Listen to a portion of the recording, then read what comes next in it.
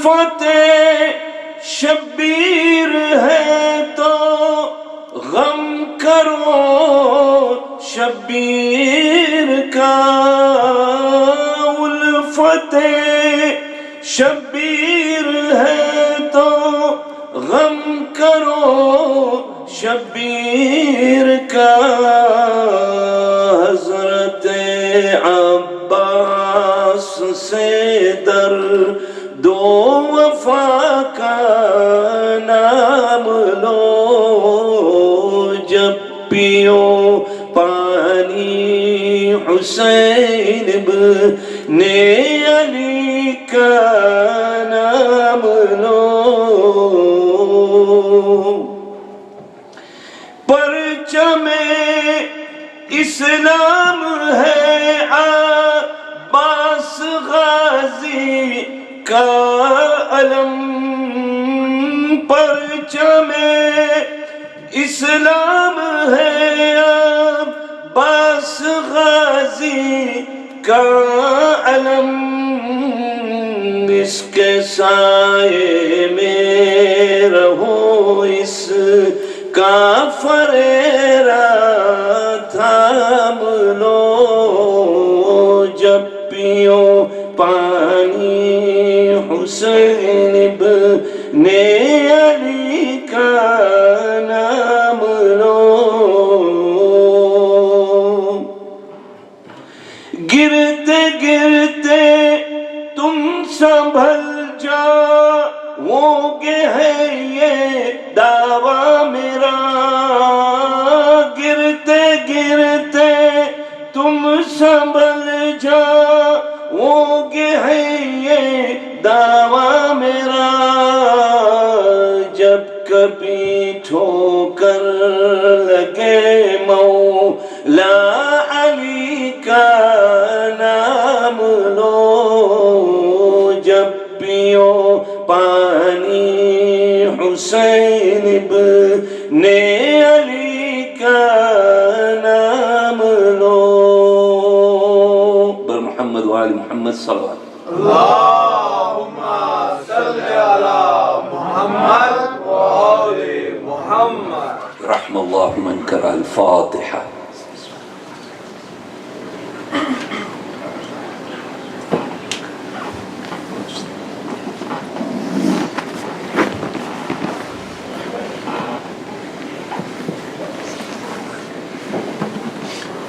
One more Surah Fatiha for all the marhumeens whose names are on those plaques and all those who have contributed towards the betterment of this community. Bismillah.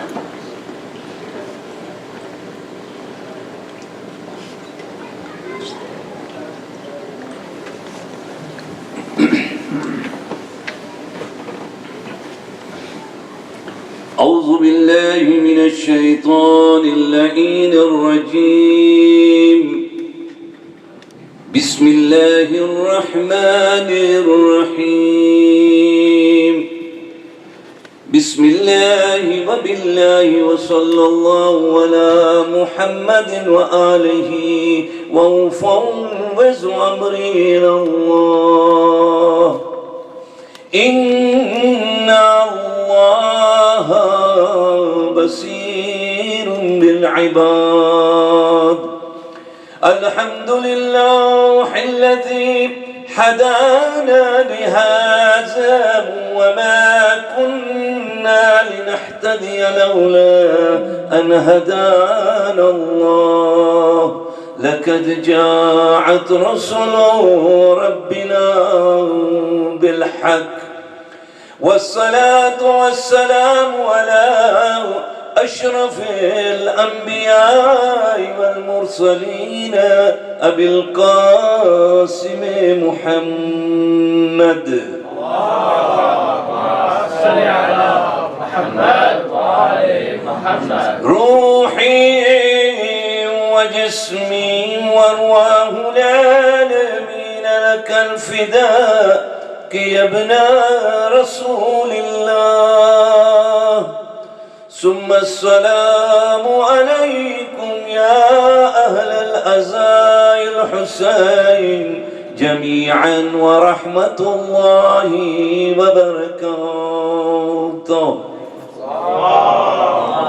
صل على محمد وآل محمد. السلام على الحسين وعلى علي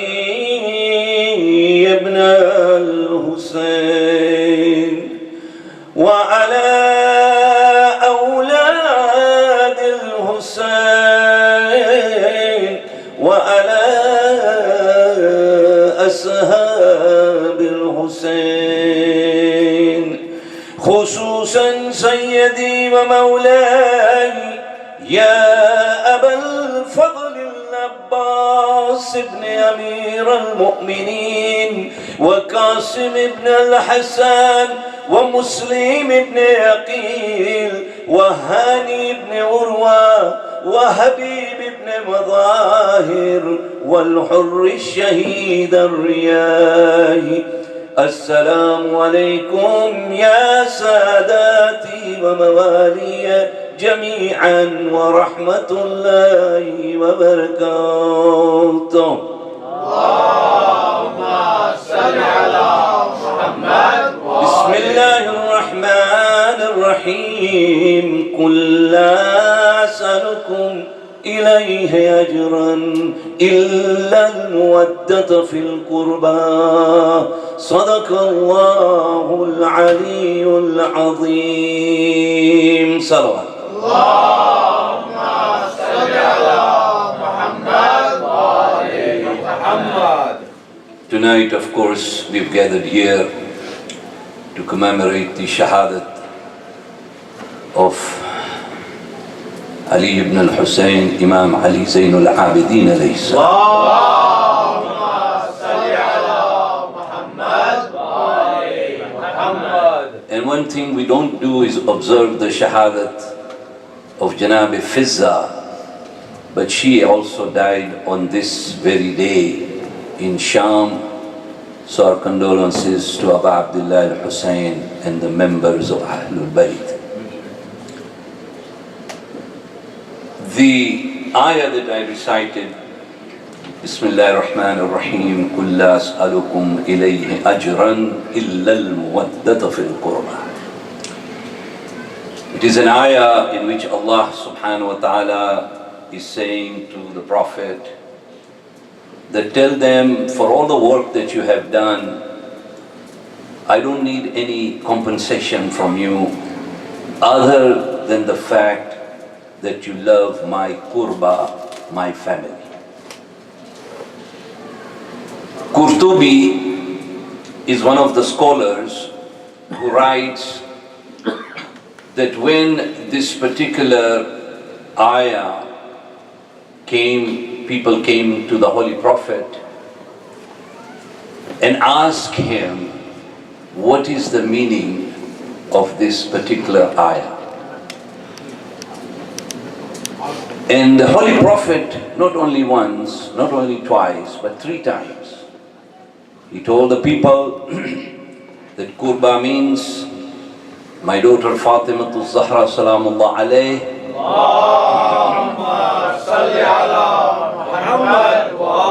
It means Ali ibn Abi Talib alayhi salam.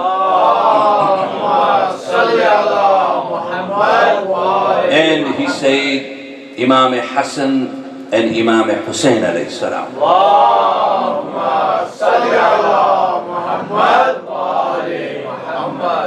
Ayatollah Makarim Shirazi says that when you look at this ayah, he explains it in a very simpler form. He says that the Holy Prophet is the root of a tree. When it comes to Ali ibn Abi Talib, he is the branch of the tree. The pollination of the tree is Fatima Zahra Salamullah alayhi.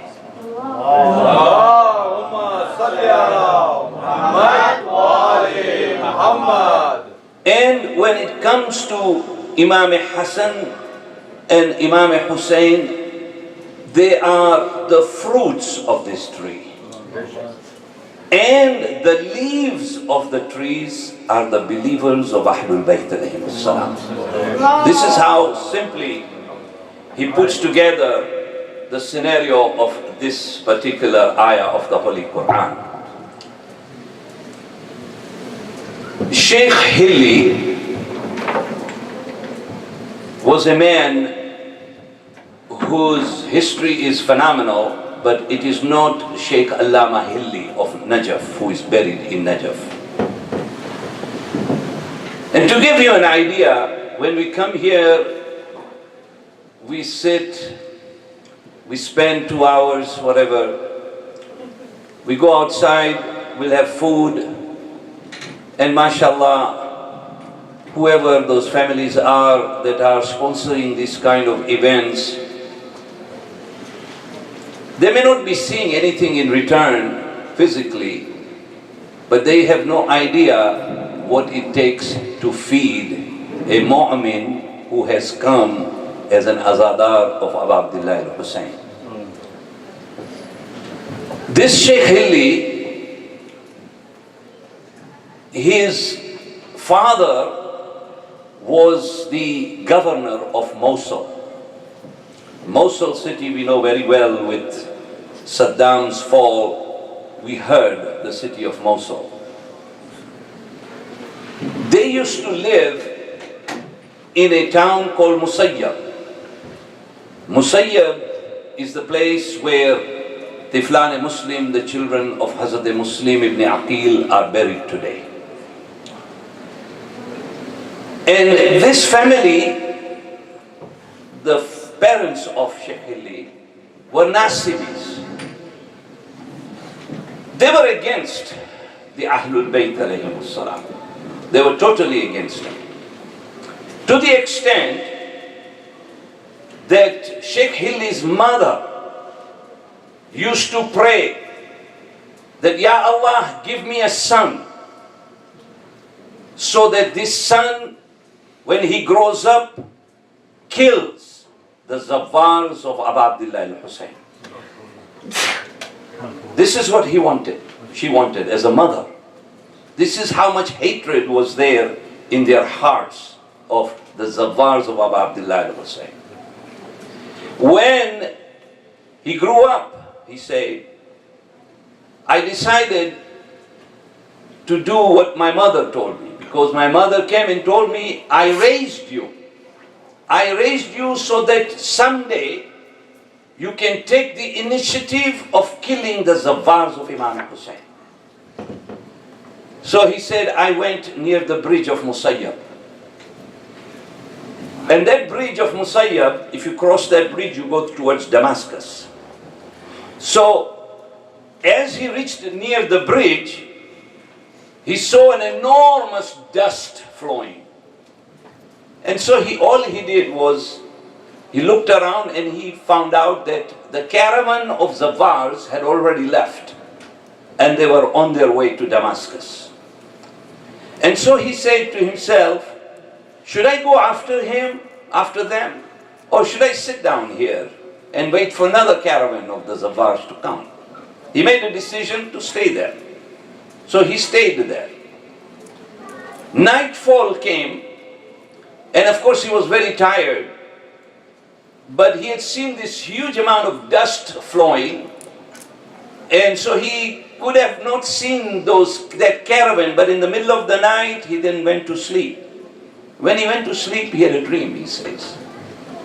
In my dream, I see that the angels are dragging me, taking me to hellfire. When I reached the hellfire, the flames of the fire said, we will not burn him. So the angels took me and drowned me in water. And drowned me and pulled me out of water and took me back. When he took me back to that fire, the flame said, there is no way we can burn this man, because the sand of the Zawars of Karbala is in the heart of this man. Imagine, the sand He hadn't even been to Karbala. But the scent of that Zawar had penetrated, he smelled, and it went right through his throat. He said, when I woke up in the morning, I had changed completely. Instead of being the enemy of Ahlul Bayt, I became the lover of Ahlul Bayt.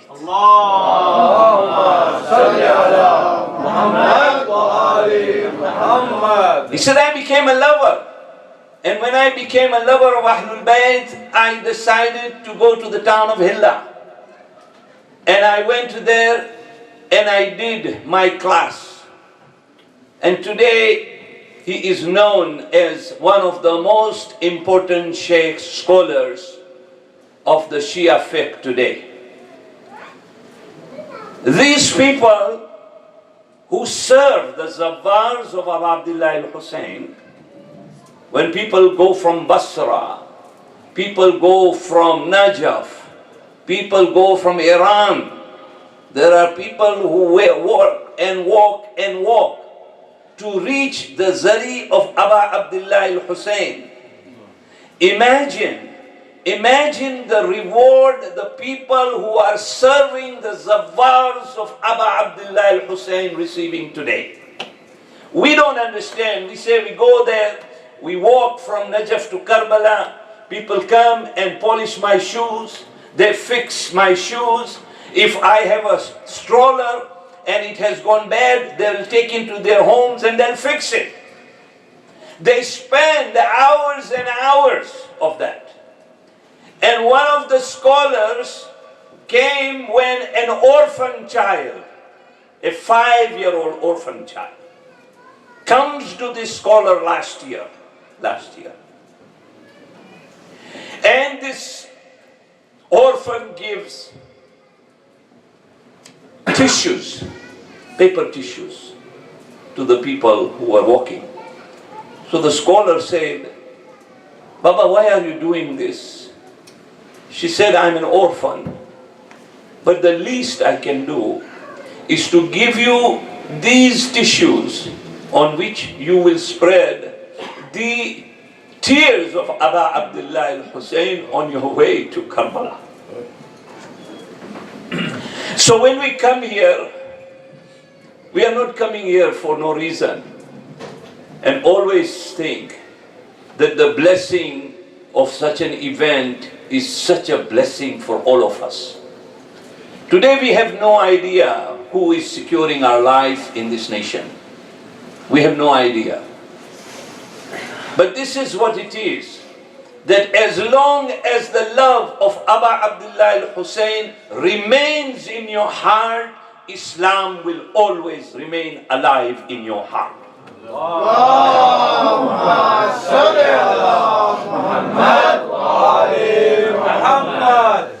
After Karbala, there were two leaders. After the event of Karbala, there were two leaders. One, of course, was Janab Zainab Salamullah alayhi. And the other was Imam Ali Zainul Abidin alayhi salam. They were the leaders of the caravan. The caravan left Karbala, came to Kufa, came to Sham, went back to Karbala, and then ended up back in Medina. One is known as Zainab. Zainab means the decoration of her father. Zainab. She means the decoration of her father, Ali ibn Abi Talib alayhi salam. The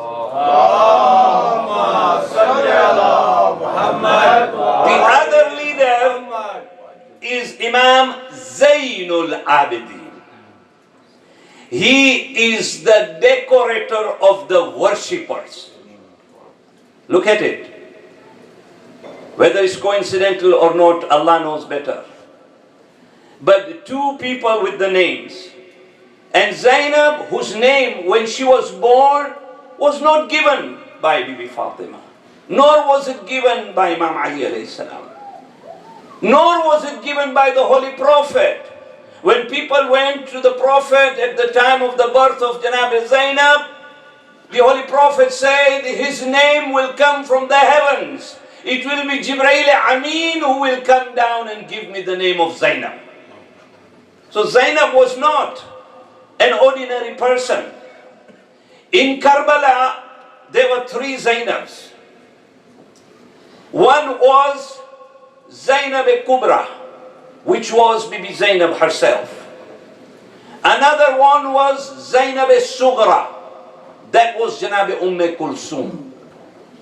Third was Zainab Ukhra. The 2 Zainabs, Kubra and Sughra, are the daughters of Mawlai Kainat, Hazrat Ali ibn Abi Talib alayhi salam. So they were 2 sisters. And Zainab Ukhra was the stepsister of these 2 sisters. And therefore, there were 3 Zainabs who were the daughters of Imam Ali alayhi salam. 3 daughters. We know Zainab Kubra. We know Zainab Sughra. And Zainab Ukhra. But what happened was all these 3 Zainabs died within 1 year of the event of Karbala. All 3 of them. One was buried in Medina. That is Janab Kulsum as we know her today. When it came to Janab Zainab herself, she traveled with Zainab Ukhra, her stepsister, and a young daughter of Abu Abdullah al-Husain, whose name was Fatima Nabawiyah. They traveled to Egypt. They came to Egypt before they were going to go to Sham. But for Zainab Ukhra, she died in Egypt. And Bibi Zainab, even Fatima Nabawiyah, passed away in Egypt. And when it came to Janab Zainab, after mourning her sister, she arrived back in Sham. Therefore, there are 3 Zainabs.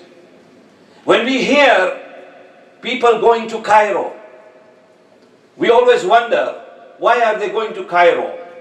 My brothers and sisters in Islam, I have done the ziyarat of Zainab Ukhra, and I ask you that she being a daughter of Ali ibn Abi Talib and a strong performer in Karbala, she deserves our visits to Cairo onto her shrine.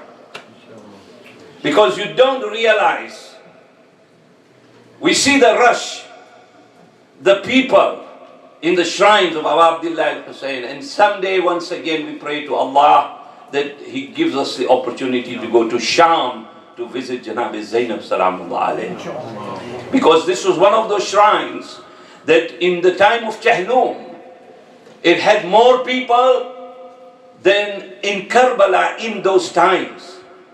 Today, the count is supposed to exceed 40 million people for Jahlum in Karbala. How does that city accommodate 40 million? Nobody knows. Not even the government has any idea.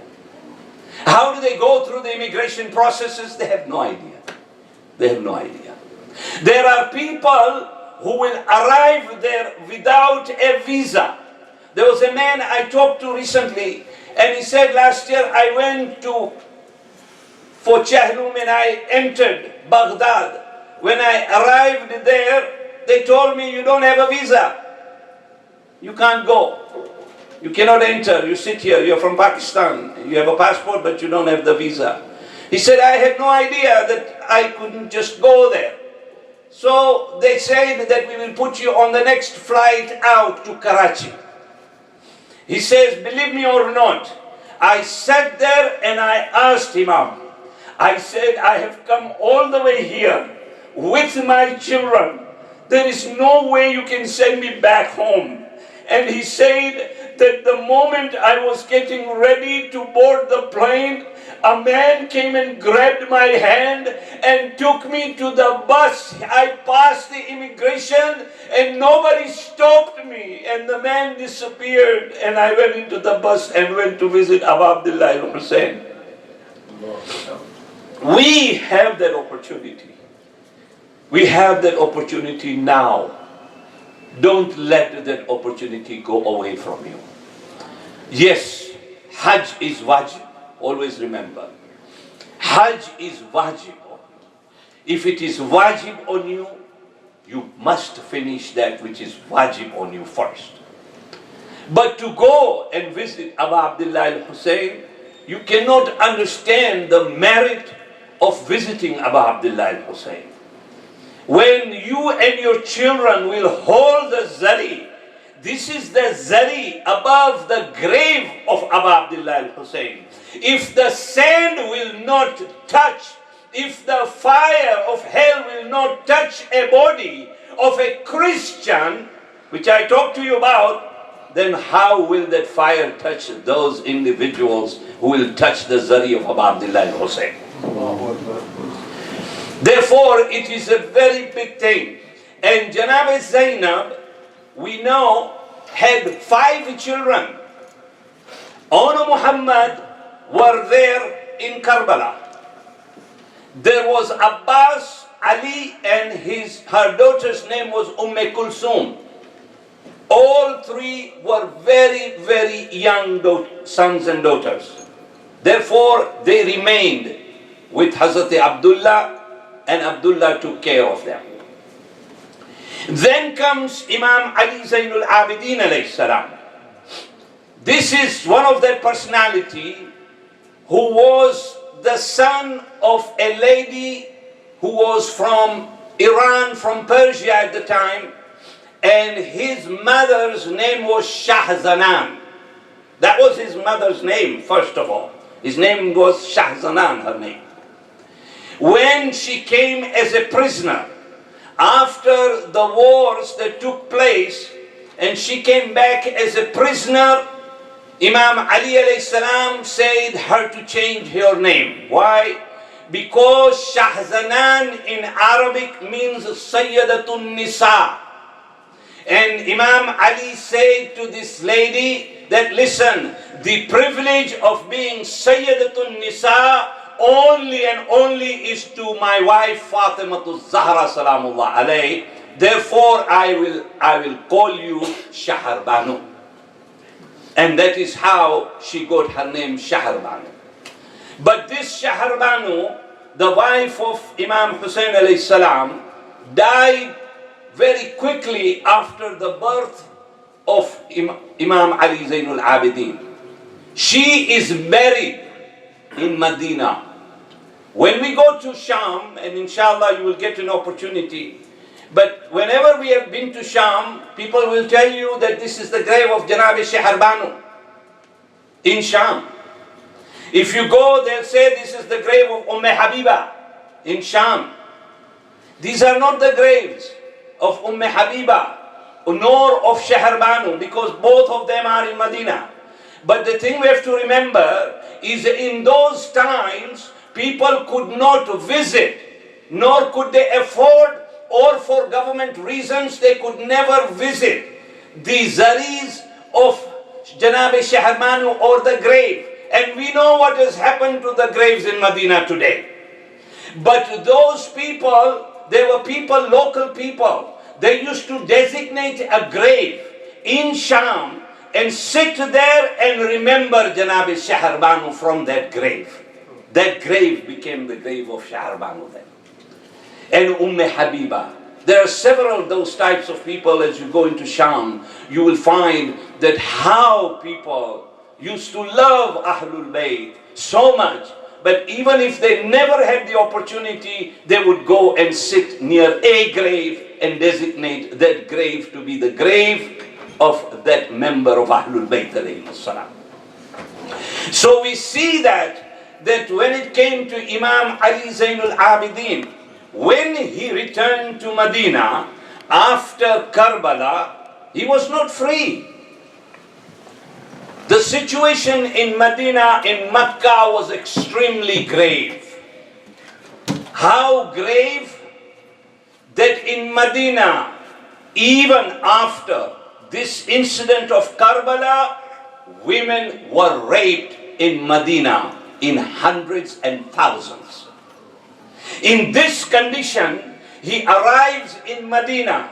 Medina is also at that time the people who used to sit on the mimbars on Friday giving khutbahs used to talk against Ali ibn Abi Talib alayhi salam. In that environment, Imam Ali Zainul Abidin comes into Medina. He was totally restricted. He was not allowed to give any sermons, nor was he allowed to do anything that would inspire any individual.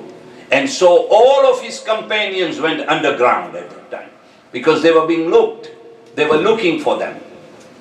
But look at the contribution of this Imam, that in spite of the conditions, he decided that he would go to Masjid al-Nabawi and he would pray to Allah subhanahu wa ta'ala and give the message to the Ummah. Sahifa Sajjadiyah or Sahifa Kamila, it is an absolutely beautiful book.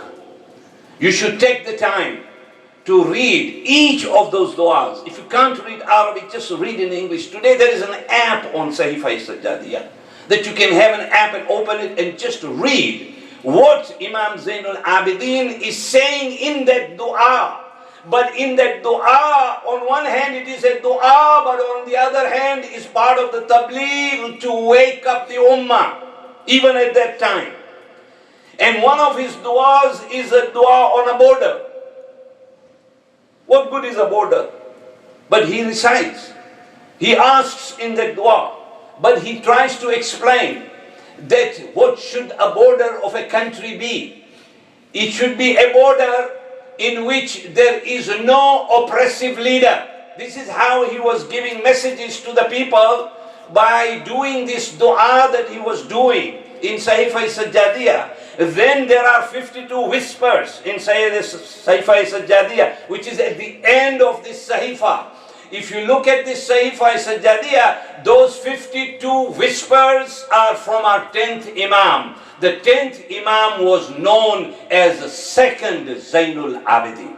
Allahumma salli ala Muhammad wa ali Muhammad. And these whispers are short whispers, but they are called whispers of shaitan. Beautiful.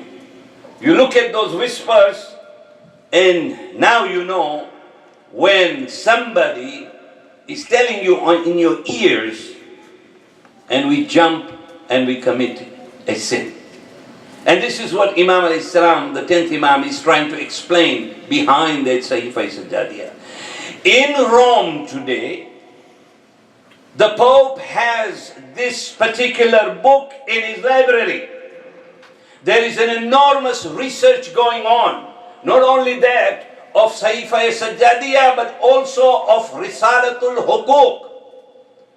These are the rights, the book of rights it is known as. United Nations, if you look, the people of United Nations used to say there are pieces of the United Nations rights that were extracted from the book which is known as Risalatul Hukuk, which is the book of Imam Zainul Abidin alayhi salam. Allahumma salli ala Muhammad wa ali Muhammad. So this is the treasure. It is a beautiful treasure. There was a man called Taranta. He was a Sunni scholar during that time. And he used to communicate with Ayatollah Marashi. And Ayatollah Marashi, one day from nowhere, as he wrote back to him, he wrote certain quotes from Sahifa Sajjadiyah. This man, when he looked at those quotes, he wrote back to Ayatollah Marashi and he says, where did you get this treasure that you have these quotes in these letters? And Ayatollah Marashi said, They are the quotes of Sahifa-e Kamila, Sahifa-e Sajjadiyah. And he said, I am so old. Had I been young, I would have done studies and I would have done research on this Sahifa-e Sajjadiyah. This is how Imam was spreading Islam even in the most difficult times. And in that difficult time, there was a man who comes and asks Imam Zainul Abidin, even in that difficult time, he said, why is it that when I pray to Allah subhanahu wa ta'ala, my dua is not accepted? We are all in that boat. Many a times. We keep on knocking at the door. And we are told, keep on asking. Because sometimes the Creator loves His creation so much that He loves to see you asking from Him. He said sometimes if I give it to him, this person will go away and forget him. So he said, I love this man. Even though he asks every day, I won't give it to him. I will only give it to him when I know it is the right time for that individual.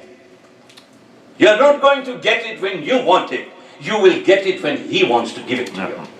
That is very important that we understand. We keep on knocking at the door. We keep on asking. So this man goes there and says to Imam alayhi salam, how come my dua is not being accepted? And Imam alayhi salam said, the first thing that prevents your dua from reaching Allah subhanahu wa ta'ala is because of your niyyah, your intention.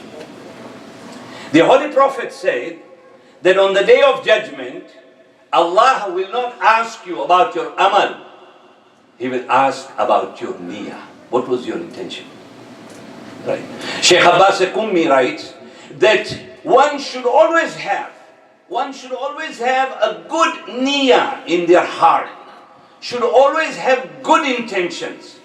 Because what will be accepted by Allah, it is my intention to come for namaz and I could not make it. For whatever reason, it is that intention that counts, not that action. That is why it's so important in Islam to do that niyyah. Niyyah doesn't mean that I stand and say, Ya Allah, main namaz padhta hu, maghrib ki 2-3 rakat ko bata. That is not the niyyah. Niyyah is that I went to do my wudu and the intention is formed because I'm going for that purpose. The moment it is in your heart, it is accepted by Allah subhanahu wa ta'ala. You look at people like Sheikh Abbas Kummi, who wrote Mafatihul Jinan, which is in the house of every mu'min. If he doesn't have in his house, he has in his pocket. But he has Mafatihul Jinan. Why? Because this is the man who did so much work in trying to produce. But when the niyyah is clear, in any intention is clear, the result is for generations and generations to come. And this is what Allah subhanahu wa ta'ala says, that niyyah is so important that you look at an alim that wrote Al-Ghadir. This is a book, it is in many, many volumes, Al-Ghadir. We only hear pieces of it on the day of Ghadir. But there are volumes and volumes and volumes of Ghadir. This man goes to India to do research. After he had done his research in the Middle East, he goes to India and now he wants to do research. He goes into a library in Bombay. He sits there and he's doing his research on Ghadir. After he is done, he doesn't realize even on that first day that there is a time in a library that after 5:30, 6 o'clock you have to close, you have to go. But he didn't, he was busy. He was doing his research. The man comes to him and he says, I have to close the library. He said, yeah, but I have not finished my work yet. He said, can I stay here? He said, you can stay. He said, I will show you how to close the place. And he showed him. This man keeps on writing. and he writes until the morning, prayers. He doesn't realize morning has come, he does his prayers, and he keeps on writing. When he went back to Middle East, they asked him, how was the weather in India? He said, I have no idea because all my time I have spent in the library. This is their dedication.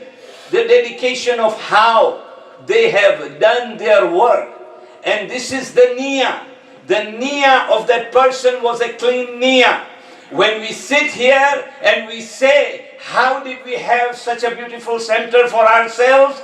Even though many of us, some 4 or 5 years ago, when the intention was there, we were still wondering if it's ever going to happen.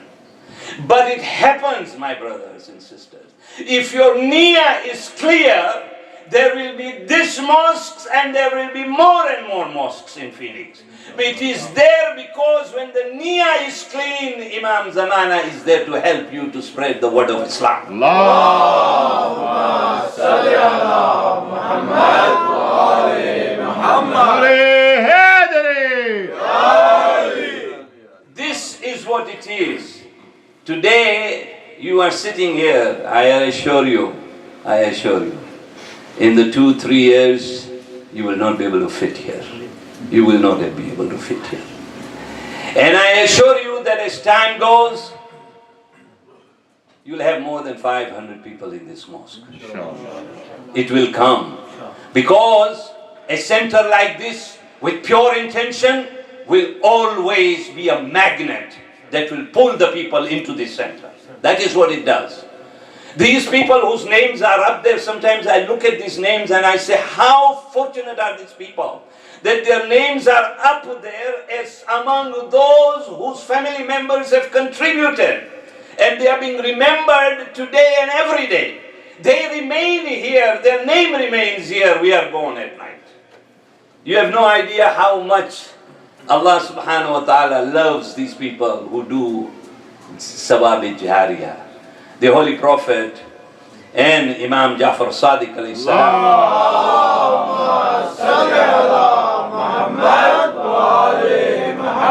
You know, there are 3 places where a human being is helpless. 3 places. This is what Imam says. 3 places where helpless. The first helpless time is when you are born. You have your legs, you have your hands, you have your eyes, you have everything. You're growing, but you're helpless. Because you need somebody to hold you, to do the things you need to do. As you grow up, you walk. He does all these things because of the love Allah has placed in the hearts of a mother and the father. He places that love because it's His creation. You may think it is my creation, it is not. It is still His creation. You are just among those lucky ones whom He has sent a child to. You see. So you think you are lucky. Yes, you are lucky, but the stuff that you do to bring that up, Imam says you are a helpless creature that is being helped by others. Second time the person is helpless will be in his qabr.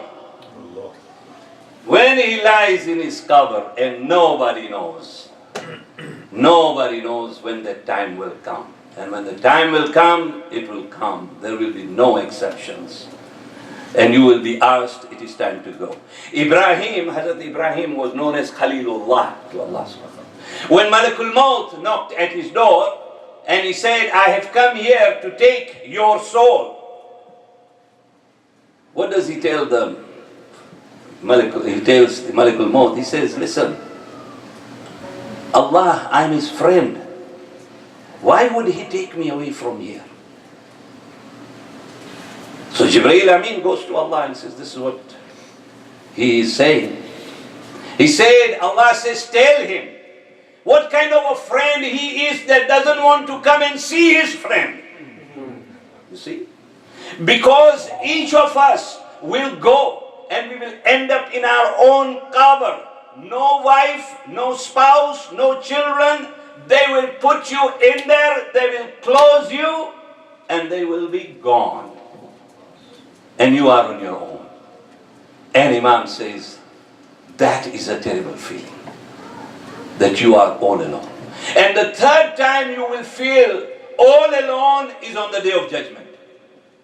On the Day of Judgment, everybody will mind their own business. But Imam says, at least on that day, you will be able to see your relatives, your children. So even though you are helpless, you will have a little bit of confidence in you that you have somebody there. In the Qabr, it is the hardest thing because there is nobody there. Nobody there. And that is what we should strive for. As I said, these are the months. These are the months that should wake up our conscience. I was so happy when I heard that there were several people who went for Hajj from this community. Truly, if you see them, kiss their head. You know why? We're told that when they come from Hajj for 4 months, Allah does not write any sins on their record. Allah does not sign, He tells the angel, stay away. Give him that 4 months. Because he's as pure, or she is as pure as the day they were born. Allah says. And when you touch that person, Allah says, when you touch that person who has performed the Hajj, it is as good as you have touched Hajar Aswad. So it is no small thing, my brothers and sisters. These are big accomplishments. Allah rewards you for these things. That is why we're told that make this niyyah. How much life do we have? As much as we think, because I always look up to the older person. I always look at to a person who's older than 65. And I say, oh, he's living. So inshallah I will be living too. That's what happens to us. I always see the person who is older than me. And that inspires me and says, you know, I'm going to live longer. But the fact of the matter is, we don't know when we will go from this. And this is the only chance we have. There is no second chance. Allah says, the Qabr is closed. And Imam says, so when somebody does, he said there are 3 things we do. A person should do before he leaves. The first thing is sadaqah jariyah. When you give to an institution like that, when you go and dig on the grounds, or where people can get water. In Iraq, there are many, many cities even till today. You will be surprised how many people are still drinking from that river which is still polluted. They are searching for water. We should do the kind of things that will last longer and longer. The longer it lasts, the more you will continue to get your thawab. As I said yesterday, take your dollar and change it into a deed. The income, what you will get out of it, the return for that deed is 10 times more than that $1 that you have spent. Nobody is going to give you the return on your investment like that, which is an investment for this world and in the akhirah. And teach your children, my brothers and sisters in Islam, one of the biggest things we can do is teach our children to give, not to take. Teach your children. You want to give something? Tell your 2, 3, 4-year-old child, go and say, give this in the name of your grandfather, father, mother, whomever. But teach that child to give something. You know, one of the gifts we have in the countries we come from is Fridays. We don't have that here. We don't have that privilege. Because to get a beggar that comes and begs from you, in our own countries, in Africa, in Pakistan, India, on Jummah prayers when you come out, there are beggars sitting there. That was a privilege for the giver, not for the taker. That he came there to relieve you, to give you something back. So he takes it away from you. Teach your children in this country where we do not have that opportunity, that listen, if I give a piece of cloth to Rohingya, to Burma, to all the places where needs are, and needs do not have to be a Muslim need only, it can be any human being that needs something, provide him as a needer. Provide him something. That is what Allah subhanahu wa ta'ala is saying. Having sawab jariyah, leave something behind that could be of benefit to you afterwards. Why? Because you will have no chance, opportunity to be able to do something for you. Only what you have left behind will help you. Then he says, have a righteous child. Because a righteous child's actions, and every action that child takes, he prays namaz, he fasts, he goes for ziyarat, all of these things that he learns and settles into the heart of a child will always be something that the parents will always be rewarded for their actions. And this is why Mawlai Kainat, Hazrat Ali ibn Abi Talib he said, a child's heart up to the age of 6 is very, very soft. Very soft, he said. It's like that clay that you build. Initially that clay is very, very soft, he said. If you teach your child anything and any behavior that he sees, all of that penetrates and sits into the heart of that child. Because after the age of 6 and 7, it hardens up and it gets harder and harder. That is why when we want to do something to a 15-year-old, we become helpless. Because now we can't do anything. I did not give priority to that which I needed to give priority. This was the teachings of Ahlul Bayt. And the third thing, the Holy Prophet said, leave behind your knowledge. And that knowledge is what? Anything that I've taught my child, anything that I've taught somebody, anything that I have explained it to the person at work, as long as that good action continues, you will continue to get the rewards for it. So tonight, as we sit here and remember Imam Ali Zainul Abidin, and we look at the inspiration these young children had.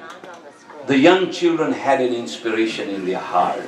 And what was that? Their parents were teaching them. It didn't matter. That is why you have, 14, 15-year-old Qasim. You just look at Jarabi Qasim, such a young man. And Imam Husain, all these troubles, asks him. And those messages are for us. It wasn't for Qasim. He said, Qasim, what is death to you? And he says, it's sweeter than honey. Can I say that?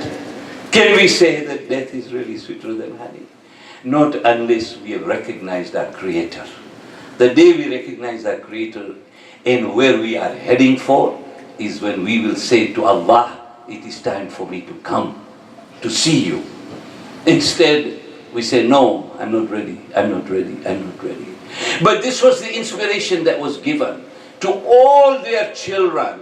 We look at the inspiration of Janabe Ali Asghar. How did a 6-month-old baby recognize that Imam Husain needs help when he said, Hal min nasirin yansuruna? You know how? Because what is in the heart of a mother, what is in the blood of a mother, goes into the heart of a child. When the child gets the same teaching as a mother who had the child in the womb does, then that is the kind of children you get. And that is the beauty. Here is Ali Asghar, a young 6-month-old baby, and Imam is trying to convince the people that it is time for you to give him some water. And what do?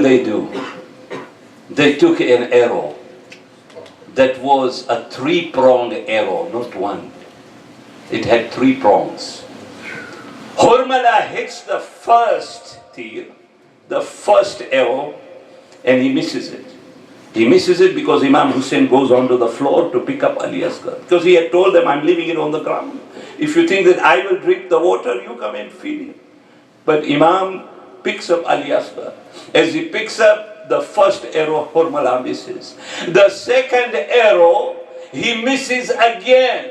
And when Umar ibn Sa'ad said, Hurmala, اقطع كلام الحسين, why haven't you killed what Husain has brought to you? At that time, what does he say? He said, I couldn't do it because I saw his mother outside the tent. I saw the mother waiting outside the tent because her child was thirsty. And that only the mother can understand what I am trying to tell you tonight.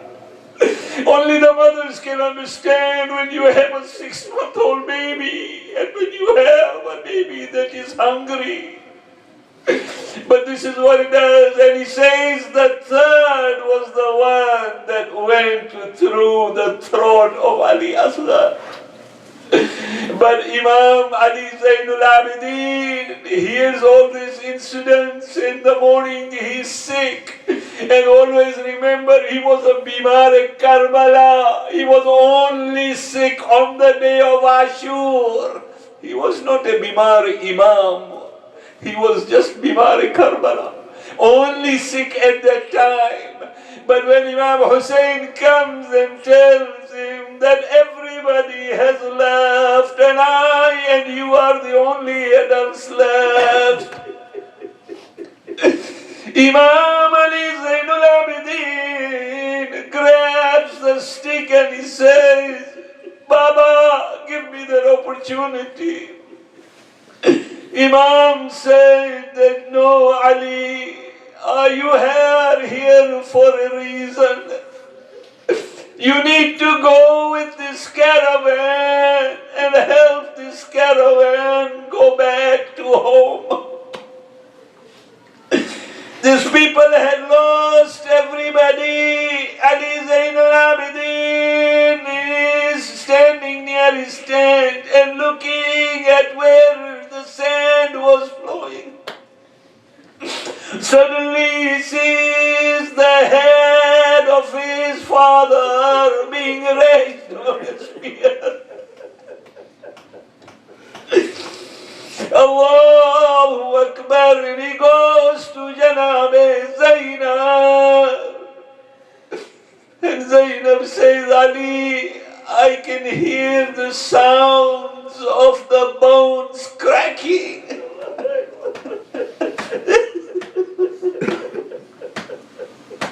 At that moment, Imam looked outside and he saw that these people were running horses on the body of Abu Abdullah Husain. It was Ali Zainul Abidin that after Ashura, nearly on the 12th, when he, by the grace of Allah, was brought back on the land of Karbala and he started to bury everyone. History says that at one point he asked somebody to give him a mat and they said, why? He said, my father's finger is missing.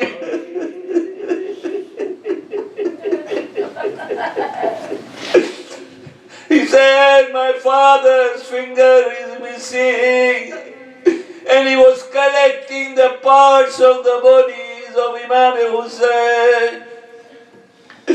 But in spite of seeing all he saw, the biggest thing that hurt this Imam, when somebody asked him, where did you have the most atrocities done to you? He said, Asham, Asham.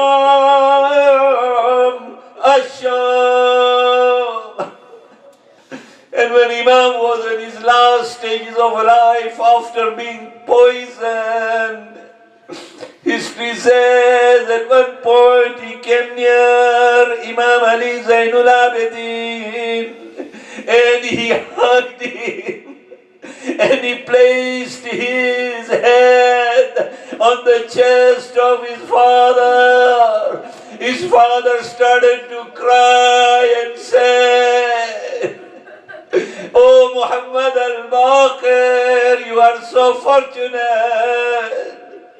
You have the chest of your father today.